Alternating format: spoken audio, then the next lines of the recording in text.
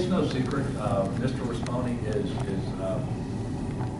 is an advocate of vouchers. He advocated for the bills that passed in 2012 that I opposed. And if you'll go back, you'll see that I opposed them because I said that the voucher program was not being carefully designed, that there were going to be a lot of problems related to accountability going forward.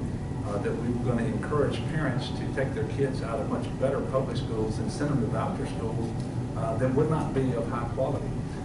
And I was somewhat surprised not long ago that Betsy DeVos actually said the exact same thing, that the Louisiana voucher program was very, very poorly designed and poorly implemented. And that's being borne out now with the investigative reports that show that voucher schools are being allowed to participate by simply filing a notice of intent to participate in the program. They don't even get a site visit from the Department of Education. And the application that they submit in order to participate in the voucher program is only about a dozen pages. It's short answers. They don't have to disclose much of anything.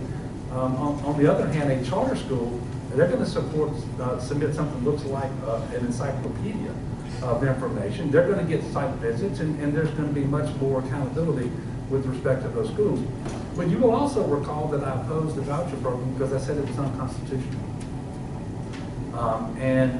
Specifically, it was unconstitutional because it was going to take MFP dollars and give them to non-public schools, even though the MFP is in the state constitution and it talks about public elementary and secondary education systems. And not only was it going to take the state's portion, it was going to take the local portion of the MFP dollars and give those to private schools. And there were people all over the place that said, oh no, that's not really happening.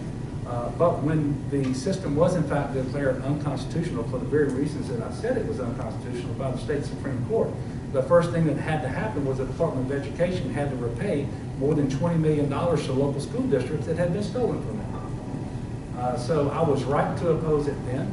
I am right to demand more accountability and transparency today because the program, quite frankly, is not working very well.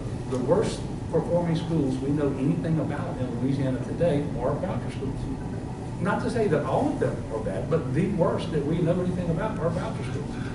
And we have schools that are participating in the program with 100% of its student enrollment being there on vouchers. That's not what people thought would happen when this thing passed. Although I was careful to point out that there was nothing in the structure of the voucher system that Mr. Risponi supported and talked Bobby Jindal into pursuing that would prevent that from happening.